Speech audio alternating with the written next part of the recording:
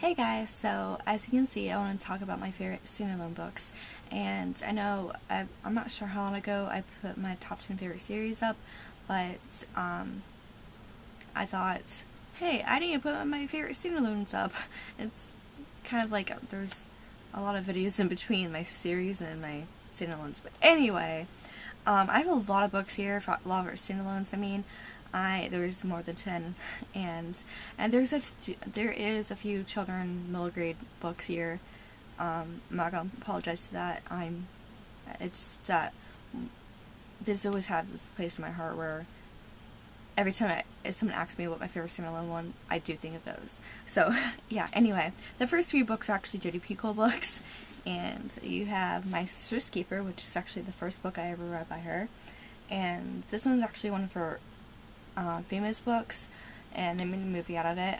Cameron Diaz and Alec Baldwin are in it, and I never did see the movie, but I don't want to. But yeah, but it's about this girl named Anna, who pretty much was born to be like a donor for her sister Kate, who has leukemia, and I think she's 13. Yeah, 13. She ends up pretty much kind of like suing her parents for the right of her own body. She doesn't want to do blood work or bone marrow anymore.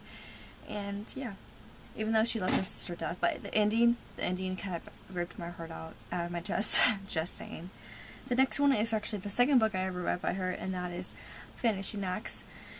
And I don't really know why I like this one so much. Like, was one detail I actually really loathe, but anyway, it's about this woman named Delilah, and she has this memory of a life that she like never lived. She has like this like specific memory about a tree, and she doesn't know like where the memory came from. And then until one day the cops came knocking on her door and telling her, and her life just explodes apart. Yeah. The next one is The Pact, and this one is so sad. It's about these two teenagers, Emily and Chris, and they pretty much grew up with each other, and at the age of 17 they apparently made a suicide pact, and the parents are called that Emily was found dead and Chris was alive, and pretty much he goes to trial saying that the cops are saying that he killed Emily, and it wasn't a suicide pact. But it's really crazy and I love it. Yeah. The next one is Plain Truth, and this one is really, really interesting. It's about this Amish girl named Katie who ends up giving birth to a baby, and the baby dies, and she is actually arrested for killing her baby, and it's just freaking crazy. I did not expect this ending either. Yeah. And they did make a movie out of that. I think it's Lifetime, and it's just freaking awesome. And the last Jodi Picoult book I have is 19 Minutes, which is about a school shooting. The next book I have is Bliss by Lauren Miracle. I'm not really sure how to explain this book, but it's set in the 70s, I want to say. I'm not sure, I kind of forget the time. I think it's the 70s, but could be in the 60s, I'm not sure. Anyway, she goes and lives with her grandma, and goes to this school. She hears like whispers and stuff, and there's like a mystery involved with it. It's just freaking intense. Yeah, I totally recommend that one. And the next one, I don't even need explaining, and that is The Host by Stephanie Meyer. Yeah, no explaining right here. The next one is Looking for Cassandra Jane by Melody Carlson. I freaking love this book. Yeah. I really want to read it again this year, but it's about, first of all, this book is set in the 1960s.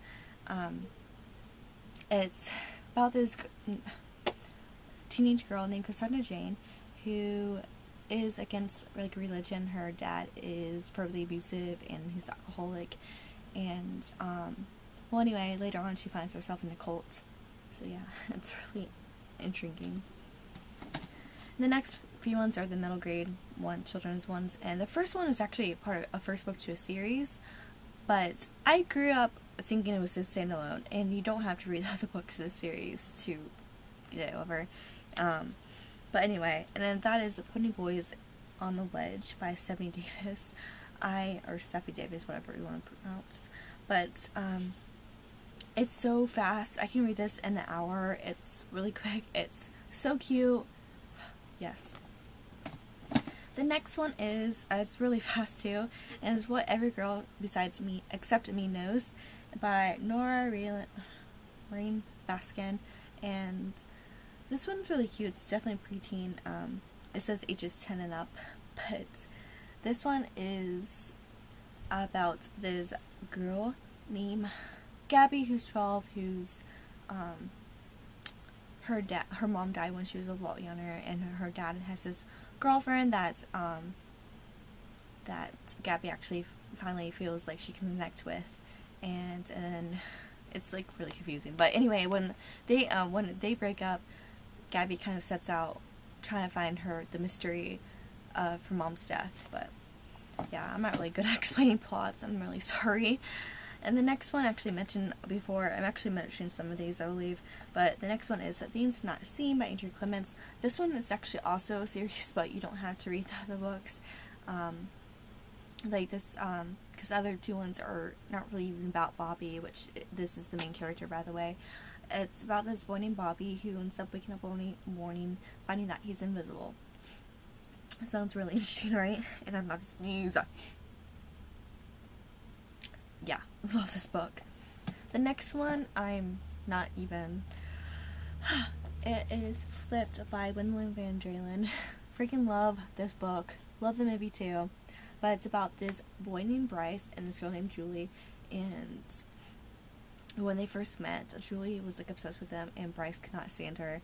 And then in the 8th grade, Bryce ends up starting to fall in for her, and Julie cannot stand him. So yeah. Anyway, so it's flipped. The next one is also by Gwendolyn Van Dralen, and that is Runaway.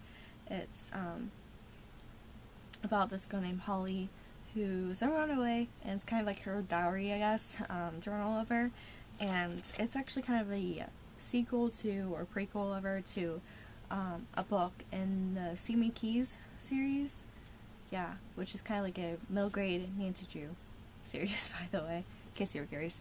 The next one, the last one I have that's like middle grade, and that is Where the Red Fern Grows by Wilson Ross. This one broke my heart, broke my freaking heart, but yeah.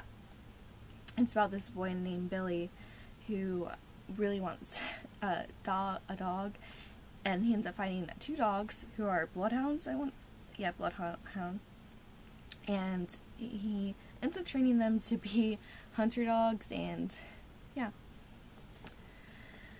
The ending for that is so sad too. And the last 3 books I have here are Nicholas Sparks ones. I have The Guardian, which is really different from his books, because this one's like really mystery, has a lot of mystery. It's suspenseful. I shouldn't say mystery. Has a lot of suspense in it, I mean, because it's easy who the bad guy is. So it's not mystery in that aspect. It's more suspenseful, I guess. I don't know what I'm talking about. I'm sorry. But this one, definitely I recommend. The next one is Dear John. This is actually my first Nicholas Sparks book I ever read, and I just freaking love it.